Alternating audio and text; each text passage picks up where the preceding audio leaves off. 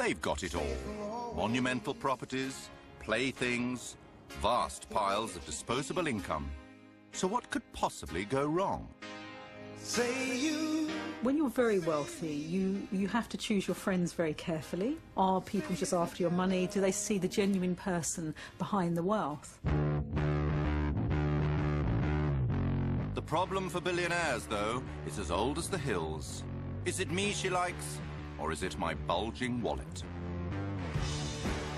All you have to do to make millions overnight is marry a rich man and then divorce him and take his money. Money can't buy you love, but it can help you hire a matchmaker. Membership fees range from approximately $15,000 up to $300,000. And a lawyer. I said, do you love her? He said yes. And I said, do you trust her? Well, he said, let's just say there will be a prenup. They have prenups, they have midnups, they have postnups, they have all. It's already all contractually arranged. Oh yes, billionaire love and marriage goes together like divorce and disparage. Man will marry and then be taken to the cleaners, and then marry again and be taken to the cleaners. Don't even think about getting married. True love is definitely possible if you're very, very rich, but not if you base your relationship on your status as a rich person. Love is a battlefield even for the mere mortal, and the billionaire has so much more to lose.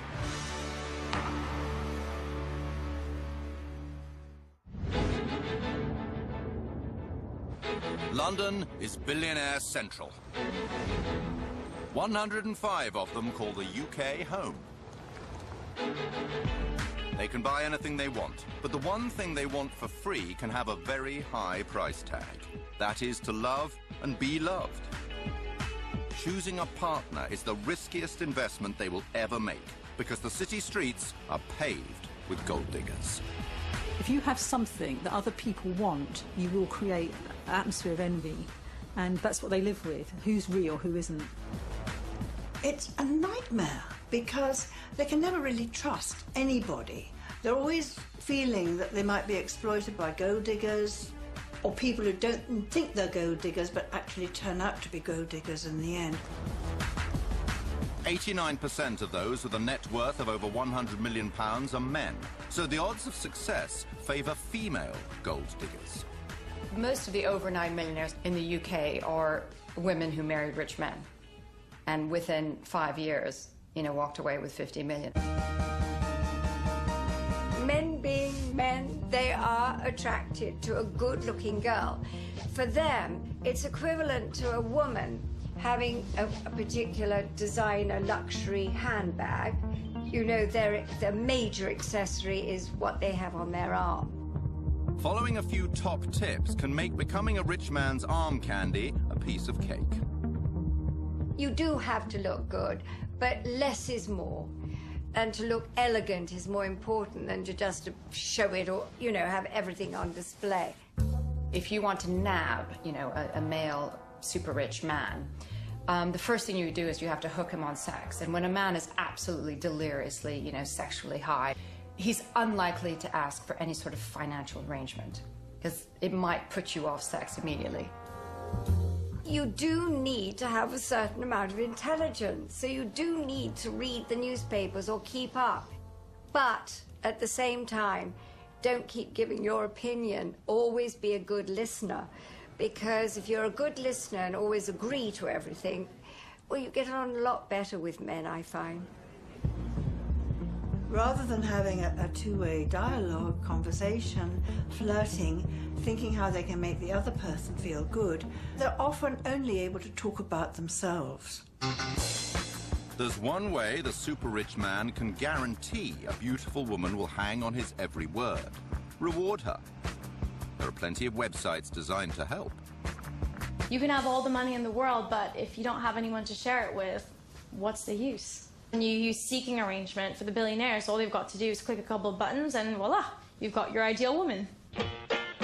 Seeking Arrangement is one website that offers to bring together 700,000 sugar daddies and 2.6 million sugar babies. A sugar daddy is usually an older man who works as a CEO, executive, clearly has additional income to spend on a relationship. And a sugar baby is usually a young, ambitious woman who is looking for financial assistance or nice gifts from a man to kind of advance herself, to afford herself the same lifestyle that he has. The guys on the site are very worldly. You know, they've travelled. You don't get the riff-raff of society. I don't think I'm asking for too much. 100,000 minimum. I'm fed up with the scrounging men and the layabouts and the guys that are really not ambitious. Former sugar baby Helen Croydon used Seeking Arrangement for 3 years. There's a tacit agreement here that it is the girl who's going to slot into the man's busy life. They can say things such as, you know, I only want to see you during the weekends. Which I think is a very honest way of saying, I haven't got the time or the emotional capacity to invest in a full-time conventional sort of relationship.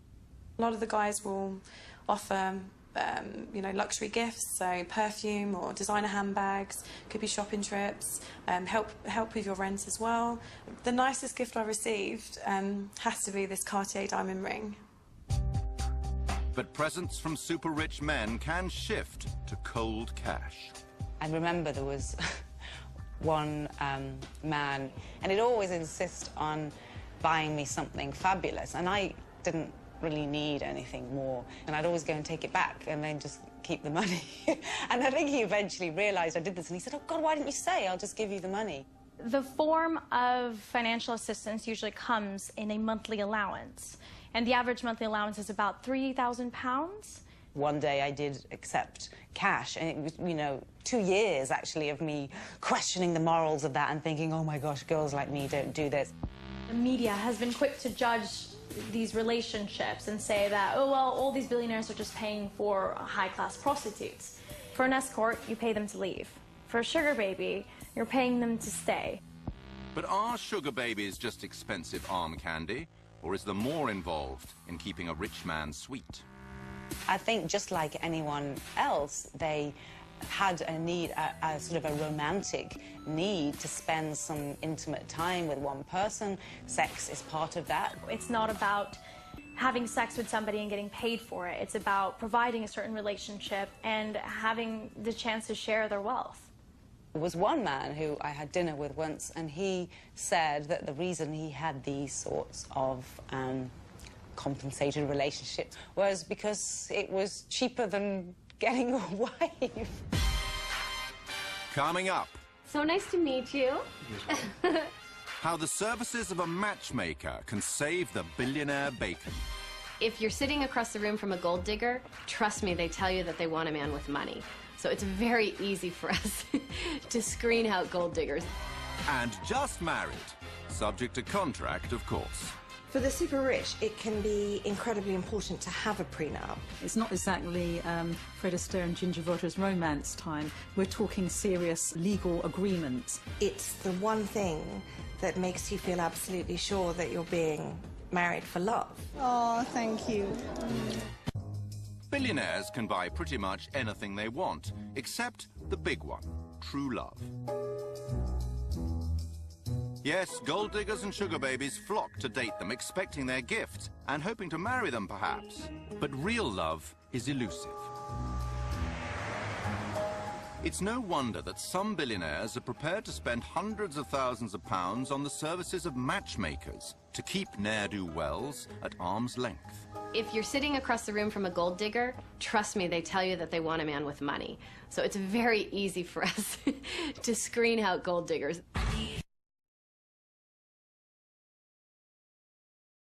Based in San Francisco. CEO Amber Kelleher and her team help the super rich, both men and women, stay safe while searching for love. They can't go online because once you put who you really are, you can be searched immediately. You can go onto Google, you can find out someone's income. To not work with a professional matchmaker it's a no-brainer. We have 2 new elite clients that are on hold together and exploring a relationship. So the billion-dollar question, how much does it cost to keep gold diggers at bay? The membership fees range from approximately $15,000 up to $300,000. It depends on how many offices you want working for you, how many countries you want. We have 10,000 on average people apply per year, and we work with 200 of them. We have a phenomenal woman that's come on board. She was referred by one of our most important relationships. Amber's small, carefully selected client base has equal numbers of men and women. But although women make up just 10% of the global super rich, they represent 80% of those applying to be taken on by Amber. That could be very shocking maybe for people to hear. You think, my goodness, don't you work for all the wealthy men? We would if they were smart enough to call us. But this is Carolina, and how do you pronounce your last name so that I don't... It's complicated. Carolina Jajiniak. What are two things that you can share with us that you're excited about? Carolina is a former professional tennis player who started a couple of businesses and then invested very wisely. Sometimes I'm wondering if the men that I'm dating are more interested in, what I'm worth or some of the contacts that I may have. There's always that wonder if they're interested in you for the right reasons. It may be deemed socially acceptable for a super-rich man to marry a beautiful, younger and poorer woman, but it's not for a super-rich woman to do the same. So, the pool of potential partners is significantly reduced. Is it that we know the gentleman first that appeals to you, or just the fact that maybe you're no longer in charge of your dating life and we're taking over? Nice meeting you. Nice to meet you too. Carolina is joining an elite matchmaking club. But there's another section that's even more exclusive. Well, we have what's called the CEO Club, and just 10 people per year are able to become part of this elite group. And they pay $150,000 to be part of the group, and then there's a success fee that matches that. 43-year-old David Boyer is someone Amber is thinking about inviting into the CEO Club. He made his millions working for McKinsey and eBay. So nice to meet you. Thank you for, Now, with great financial stability, he's looking for a long-term love. Well, clearly I'm looking for somebody who's fun and funny and attractive and intelligent, and who, when I talk to them, actually they get a sparkle in their eye. It's the best friend that I'm looking for. The Wingtip, an exclusive social club with a boutique attached, is just one place Amber takes her top clients. Hi, David. Good to see you. This is Louise. Well, if you're an elite client and you join the CEO Club, where I personally work with you, I'll be at the TED conference, I will be at Sundance, I will be having private events on Necker Island. I am always looking for that special someone that could be a perfect match for my client. And the client determines what the level of success is. It's not just necessarily about that marriage certificate. Happily ever after for the prudent billionaire means riding off into the sunset with the one. But first, making sure the paperwork's in place before any pealing of wedding bells. All you have to do to make millions overnight is marry a rich man and then divorce him and take his money. I think the advice that I would give to somebody who is spectacularly wealthy, who's living here, is don't even think about getting married. Formidable divorce lawyer Raymond Tooth, known as Jaws, fights for the wives of the rich and famous. I say this, and I hope I don't get any hate mail. The fact is that the best career for a woman is to marry a wealthy man without a prenup. I mean, there was a famous case where a man was worth about 20-odd million. Marriage lasted 3 years, no children. She came into it with nothing and ended up with 5 million quid. 5 million quid tax-free. Billionaires who want to avoid being the get-rich-quick scheme for a prospective wife or husband need a prenuptial contract, a legal agreement that determines how the wealth will be divided if the marriage goes to pot. They're also handy for preventing arguments about which partner gets to keep tricky woo, and in one case even dictated the final destination of a taxidermied horse. For the super rich, it can be incredibly important to have a prenup because it's the one thing that makes you feel absolutely sure that you're being married for love. Aisha Vardag is a top lawyer known as the diva of divorce. That's in the chronology. It's been served on them, everything about the couple, so they know that it was all after they separated. In 2010, she won a landmark case that strengthened UK prenups and brought them in line with Europe and the rest of the world. So, as she marries for the second time, she's practicing what she preaches. The happy couple have already gifted themselves a prenup. We both wanted to organise our affairs so that in the event that we parted, what we had built up beforehand was safeguarded for our children from our previous lives. Like all blushing brides and grooms, their wedding day is a celebration of pure and undiminishable love. And there's a lawyer's flourish, too. To be really, really sure their prenup is watertight, they are signing it post-nup in front of all their guests. There are lots of things that people don't want to talk about money, they don't want to talk about problems, they want to sweep lots of things under the carpet. Having gone through and dealt with all of that, we felt made our marriage much stronger. Oh, thank you. So that was why we had the post-nup then and there, along with the cake, really to celebrate the fact that our marriage was very much a partnership of equals. But when it's not a marriage of equals, prenups can have a nasty habit of accelerating divorce. If you start analysing what is going to happen when your marriage breaks down, you kind of almost inject into your marriage a kind of death wish. I had a client recently, he's met a younger woman, he's been divorced. I said, do you love her? He said, yes. And I said, do you trust her? Well, he said, let's just say there will be a prenup. So you have all the lawyers come in already before you've even started the relationship, dividing out who would have what, and you're only getting this. So, you know, if you do this, if you're unfaithful, you're not going to get this. You know, it is all mapped out before, and I just think that there goes the romance out the window. In the billionaire world, hanging on to your riches often means jettisoning the chance of romance. Not for American comic Roseanne Barr. She was so in love with Tom Arnold before their 1990 wedding that she fired her attorney for suggesting she sign a prenup. When the couple divorced 4 years later, Arnold left with $50 million. But if love doesn't last forever, neither, it seems, do prenups. General Electric's CEO Jack Welch's prenup had a sunset clause, which meant that after 10 years the prenup was invalid. As soon as this clause came into effect, his wife Jane took off with $150 million. But most of the time, with a prenup in hand, the billionaire is reasonably safe to put a ring on his fiancée's finger without chancing his arm. Coming up, the breathtaking weddings of the super rich. There was a wedding recently where the total dress bill was £16 million. A few weeks ago, we did a wedding where, for 50 guests, the bride wanted 13 wedding cakes. And the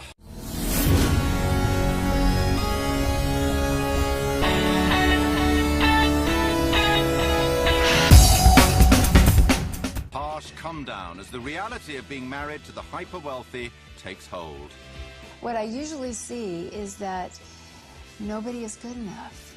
Things are not perfect enough. And the amount of unfaithfulness, not just by men but by women, is extraordinary.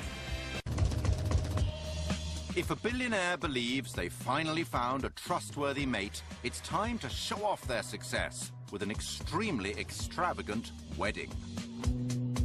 But impressing your billionaire peers can be hard work. We have brides now wanting to get married at the top of a volcano and actually flying their guests up there, or getting married on a glacier and actually getting their guests transported by private jet to glaciers. There's almost this one-upmanship that's going on. There's pretty much nowhere left where somebody hasn't got married. I've heard of a bride recently, they literally hired the whole of Versailles for the weekend. The Vatican, all the famous museums, the top of mountains, you know, everywhere's been done. Bride magazine recommends couples put aside 1 year for their wedding preparations. Time to safely complete 44 key tasks. For the super rich, there is almost no end to the demands. One wedding that I heard of recently, which I thought was absolutely phenomenal, was they actually installed a perspex layer into a lake so all the guests could actually walk on water. We might get a request for something slightly different, like an entire orchestra, for example, or a ballet, for example, which has happened on 2 or 3 occasions. You have everything from elephants to flamingos to penguins, and I've heard of a wedding recently where they literally dressed up a troop of horses as unicorns. Sometimes it's about holding people back. And, you know, it's not appropriate to arrive on an elephant in the middle of London. Wedding bells, wedding bells. The biggest show of all is the wedding dress. There was a wedding recently where the bride herself and all her bridesmaids wore Vera Wang bespoke, and the total dress bill was £16 million. As the average price of a London home is £500,000, these dresses would buy 32 addresses in the capital. The super rich certainly have their cake and eat it. I think one of the most incredible cakes I've ever made was an 18-tier cake. The cake ended up being about 8 foot tall. It had about 10,000 sugar flowers on it. So, and that involved 6 people working constantly on that cake for a month. The most expensive cake we have ever commissioned cost us nearly £46,000. Mainly to do with the fact that we flew the cake maker and her kitchen to another part of the world. We've certainly used edible 24-karat gold a number of times on our cakes. It really doesn't taste of anything. And it's just very decadent. I think it's the sheer opulence of it, the fact that you can eat gold. So, cakes are worth their weight in gold, but they're cheap compared to the cost of hiring a platinum-selling superstar. Enrique Iglesias, for example, we were asked to get him on a Monday for a wedding on a Friday. I heard recently that Michael Bublé played at a wedding for £1 million. The demand for these performers has gone up. Their price has gone up, so it's now stratospheric money. And then when they turn up, they're not going to do 2 hours, they're going to do 20 minutes. It's hard work being a guest at a super rich wedding. Now there are weddings that are lasting literally 7 to 10 days, involving, you know,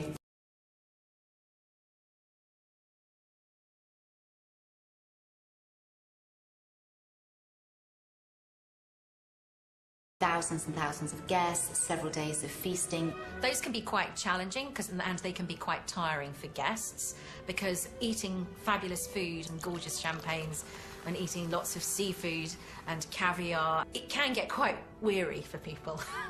But there are rich pickings to perk up the guests, who can expect a little more than sugared almonds.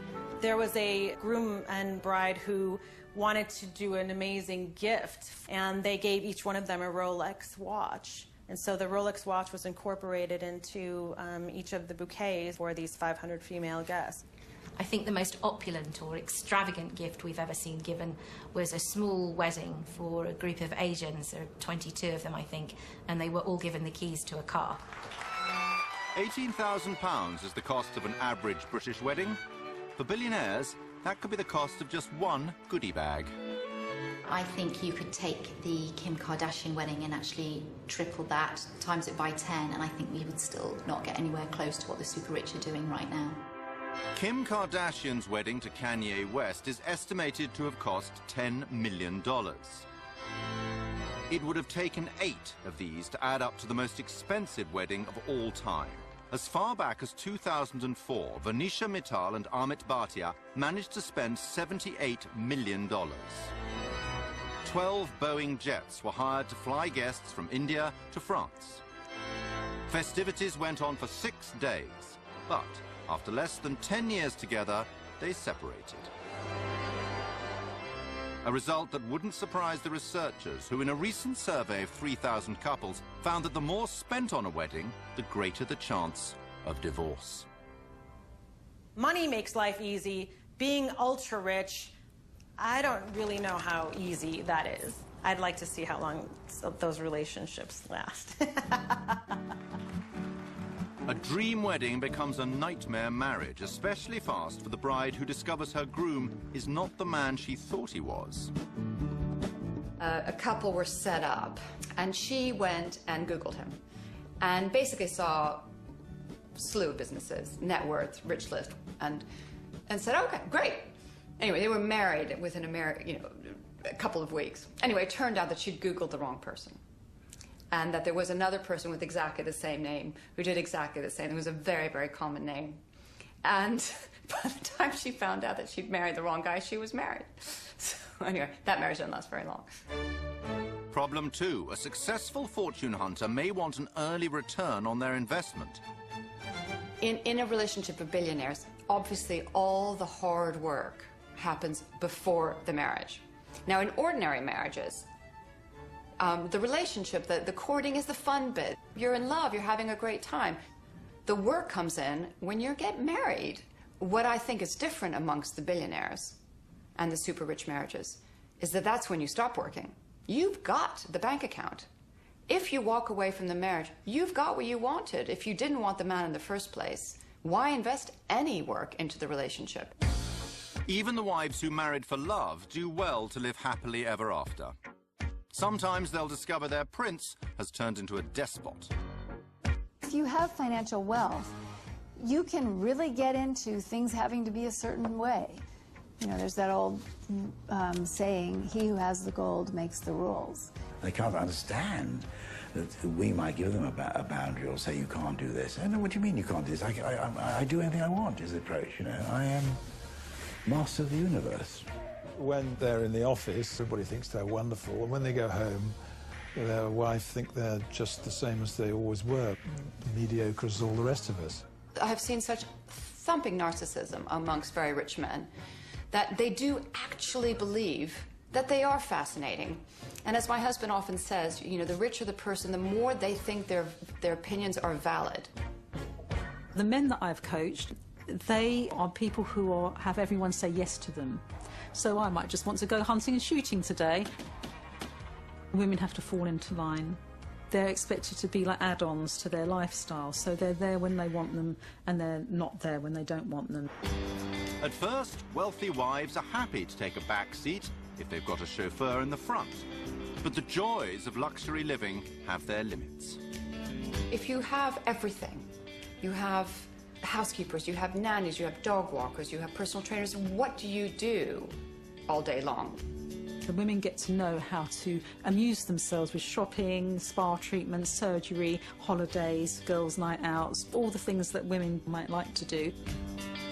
Women are not as happily employed during the day as they think they will be just by having access to these huge resources and houses and holidays and all the rest of it. They're not in themselves the answer to the human being's deepest longings. One American survey found that men with an income of over $300,000 were 10% more unfaithful than those earning less than $35,000. So many a wealthy wife will spend her time and his money trying to postpone their sell-by date. The women know that their job is to be entertaining and to look fabulous all the time, hence the rise in surgery. So as you get older, you're an ageing model, so hence you get the kind of wind tunnel effect start happening, and eventually that runs out and then they get a new model. And the amount of unfaithfulness, not just by men but by women, is extraordinary. You have to take a lot if you're the wife of somebody very rich and powerful, because you know he might have mistresses and you have to be very cool about that. There's so much sex around you. I mean, it's a completely different world. 42% of ultra-high net worth men will divorce, so there's almost a 1 in 2 chance of success. There isn't that real attempt to be faithful and to try to do the best. They have an argument, right, I'll get divorced. It's very sad, actually, to be honest. What I usually see is that nobody is good enough.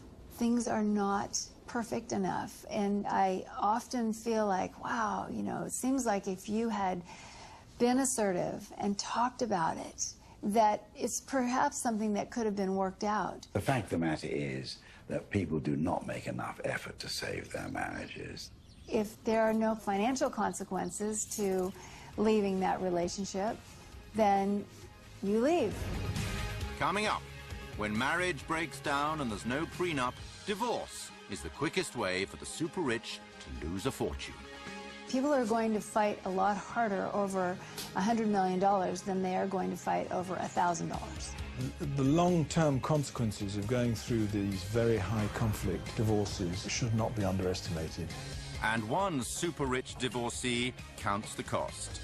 I think our marriage was a mistake, and I think we should have realized sooner than later.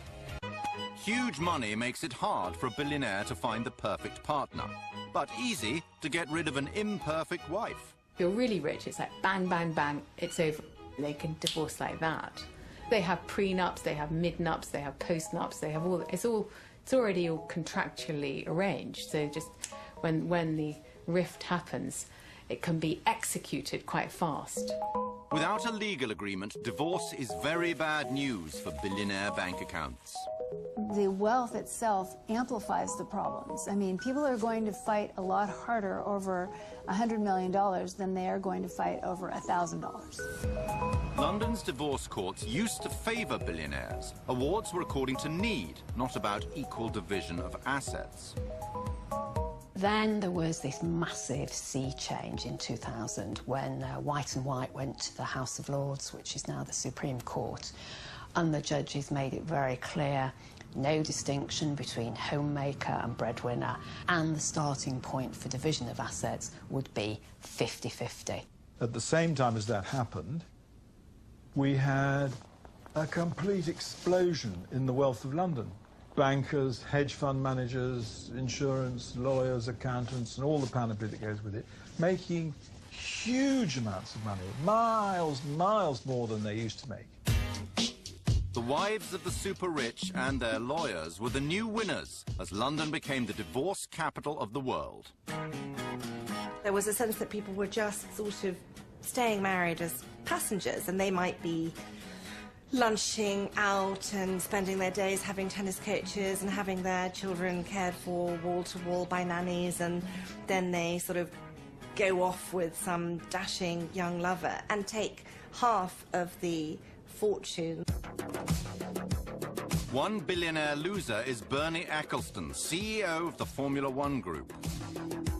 His strong views on the equality of women became clear in 2005 when he said, in relation to IndyCar racer Danica Patrick, "You know, I've got one of those wonderful ideas. Women should be dressed in white, like all the other domestic appliances." 4 years later, in 2009, the British courts valued Slavica, his wife of 23 years, rather more highly and awarded her £2.4 billion, around half of Bernie's estimated fortune. Such eye-watering awards encourage discontented wives the world over to flock to London. There are countries where if the case is heard at home, they'll get nothing. A wife will get nothing. The consequences for a wife who gets divorced in a Muslim country usually is that she gets nothing or virtually nothing. So there's a huge stake, so far as she's concerned, in getting a case heard here. To have their divorce cases heard in the UK, foreign wives need to prove their British credentials. Specific instances that I've seen have included ladies who don't speak English buying theatre tickets to English language productions, sending children under the age of 10 to learn how to ride polo ponies, to study a 14-year-old who was sent on flying lessons in Surrey, in order to try and say, here, these children are becoming more English than the English.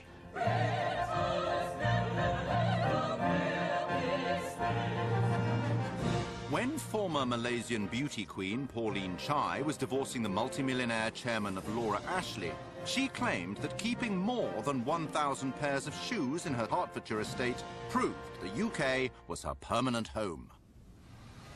But becoming British does not always mean playing with a straight bat. I heard a great story of a friend married to a super rich Russian mogul, and their marriage was coming to an end. But she was a bit savvier about the English court system, so she went and hired every single divorce lawyer in the UK, including Fiona Shackleton and all this, and basically put them on retainer. When you put a lawyer on retainer, he is not allowed, or she is not allowed to act for the other side. So by the time her kind of fairly dim-witted husband got around to hiring a lawyer, there were none left in England. Anyway, she walked out with one of the best divorce packages I've ever seen. And super rich men have a divorce tactic of their very own. Most of the super rich become very unsuper rich when they get divorced. You'll find people who were, steel industrialists are now, they become school teachers overnight. And you become a school teacher for the entire year, you're getting divorced, and then you go back to being a steel magnate. So when you're divorcing, you only have £10,000 salary. And that's the new trick. Not hiding your wealth under a bushel results in astonishing divorce payouts. The top payout of all time was in 2014. Elena Rybolovleva, wife of Russian fertilizer king Dmitry, reaped a bumper harvest of $4.8 billion, more than half of his estimated fortune of $8.8 billion. But coming up on the inside track to smash this record is a divorce payout that means oil tycoon Harold Hamm is lining up to be the billionaire with the biggest wad to lose. He's worth $20.2 billion, and so, even if his wife Sue is awarded only a quarter of his fortune, she'll become the richest divorcee of all time. They become, on both sides, utterly obsessed with the result and winning, even if they're going to end up with a lot anyway, not getting the last few million. Women may be entitled to half their husband's money, but how much is he really worth? If somebody is absolutely determined to have assets all over the world in a network of companies and trusts, it's going to be very hard to find them. In July 2010, there was a court decision that made this even harder. Lisa Cengiz was born in Tehran and arrived in London when she was 13. She has always been surrounded by wealth. You know, this world is very colorful. It's very attractive. So it's very easy for a beautiful girl to want to be a part of it. In 2001, on the super-rich party circuit, she met Vivian Immerman. He was a food and drinks magnate known as the Man from Del Monte. He sold his stake in the fruit giant for £380 million in 1999. And 2 years later, he became Lisa's second husband. We were married within 8 months, so it was very quick. It was very quick. We didn't really have time to get to know each other. It's a glamorous world. It's easy to like it and love it, but you're not actually loving the person. You're loving what comes with it. After living together in London for 7 years, the couple separated. I think our marriage was a mistake. And I think we should have realized sooner than later. There's a lot more ties between the father and his ex-family. So one day, I guess he must have woken up and thought, I want to go back home. I didn't feel like home to him. Lisa's marriage finally broke down in 2008. Her brothers became her main source of support. Mr. Immerman shared an office with the Cengiz brothers. They took the view that they would see whether they could find on his computer evidence that he had more money than he was claiming during the process of the divorce. They went about getting access to his computer improperly and downloading everything on it. Masses of documents. It wasn't one little bank account. It was everything. Lisa Cengiz's brothers were alleged by Mr. Immerman to have removed between 250,000 and 2.5 million pages of documents, which they then handed on to lawyers for use in the family proceedings. While Lisa sued for £120 million, Vivian Immerman countersued for breach of confidence. The Court of Appeal were dealing with the most spectacular example of self-help that I think it's possible to ever imagine. And they said, quite simply and very boldly, no, not in our courts. So it has become far more difficult, I think, for wives to quietly, but probably improperly, to have a look at their husband's documents behind their back. Wives have to be far more careful than they used to be. Lisa still had a luxurious lifestyle, and so she decided to settle for £15 million. It had been a 5-year legal fight, and now with a new partner, she knows what it takes to live happily ever after. Marry for love, not for money. That's really, really best advice I can give. For the super rich, like the rest of us, there are no real winners in divorce. The long-term consequences of going through these very high conflict divorces should not be underestimated. And super rich men rarely learn from past mistakes. They're reluctant to let go of the arm candy, the trophy wife concept. And we see the super rich coming to us, maybe having been divorced 6 or 7 times, and yet again wanting a clone of the previous relationship. I always find it quite curious that somebody, a man will marry and then be taken to the cleaners, and then marry again and be taken to the cleaners. It's just, I suppose, every time they think this time it'll work. The ideal partner that you're looking for, because of the money that you've got, is going to make it more difficult for you to actually live a normal, natural life. There are always going to be attractive people making themselves available to you if you're very rich. With so many temptations to overcome, can the super rich ever find true love? True love is definitely possible if you're very, very rich, but not if you base your relationship on your status as a rich person.